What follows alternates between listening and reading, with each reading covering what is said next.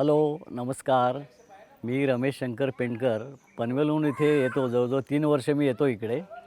तर मला ते औषधांमुळं बरं वाटायला लागलं आहे आणि पंचकर्म करून घ्यायची आवश्यकता वाटल्यास ते मी करून घेणार आहे असे डॉक्टर म्हणत आहेत. त्यावेळी कर्म मी करून घेणार आहे. एकंदरीत औषधाचा परिणाम फार चांगला होतो आणि औषधं उत्कृष्टरित्या केलेली असल्यामुळे एक ठराविक विशिष्ट पद्धतीने त्यांच्यावर संस्कार केले असल्यामुळे त्या औषधाचा परिणाम लगेच होतो. त्याचा परिणाम मला दिसून आलेला आहे. नमस्कार रमेश पेंडकर जी, आप यहाँ पनवेल से आते हो। आपने कहा 3 साल से यहाँ आते हो, दवा बहुत अच्छी है यहाँ की। दवा के लिए तो ये एक ब्रांड है संतुलन का। क्यों? जैसे हमारे आयुर्वेद की परंपरा और हमारे पुरखों ने बताई और हमारे गुरुओं ने, इसमें ज़रा भी फर्क नहीं करते और अच्छा रोग करने के लिए, रोग से मुक्ति देने के लिए दवा बनाते हैं। ऐसी ही दवा बना के समाधान के लिए या बेचने के लिए नहीं बनाते। छोड़िए ये बात। एक बात आपको मैं बताऊं, किसी को ऐसे लगेगा कि आप 3 साल से आते हो दवा लेने के लिए। आप अपना जो गेहूँ, चावल, शक्कर, ये जो मासिक घर में जो लगता है खाना, वो लेने के लिए भी हर महीने जाते हो ना। वर्ष सालों साल जाते रहते।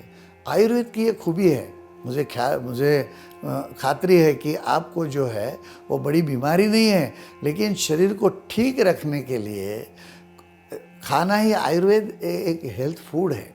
और उसमें से कुछ मसाज करना हो तो तेल लाना पड़ेगा, इसमें से कुछ हमें पचन के लिए थोड़ी इन बिटवीन कुछ बाहर खाना बिना खाते तो कोई दवा ले जाते हैं। किसी के लिए ताकत के लिए हड्डियाँ उसकी जन्मता ही ठीक नहीं है, माँ ने उस समय में जो खाना खाना चाहिए था उनकी कॉन्स्टिट्यूशन वैसी थी, तो इस तरह से उसमें हड्डियाँ वीक है, हेमोग्लोबिन कम हो जाता है। तो लोग उसके लिए एक दवा, ये दवा नहीं है, क्योंकि वो रोग दूर करने के लिए नहीं है, वो आपको ठीक रखने के लिए है। फिर भी आपने कहा कि डॉक्टर कहेंगे तो मैं पंचकर्म कर लूँगा। देखिए, पंचकर्म रोगों के लिए असल में है ही नहीं। आयुर्वेद ने जो बताया है कि जब आदमी 50 साल का होगा तो उसके शरीर में बुढ़ापा शुरू हो जाएगा, इसलिए 50 साल होंगे तो पंचकर्म पहले कीजिए ताकि ये बुढ़ापा रोको, और जो चीज़ 50 साल में होने वाली थी वो 60 में होगी।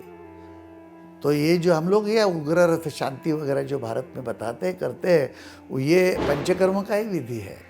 तो ये जो चलता है काम, तो ये करने के लिए पंचकर्म है। फिर रोग होगा तो शरीर शुद्धि के बिना दवा काम नहीं करती और कुछ ठीक होगा ही नहीं।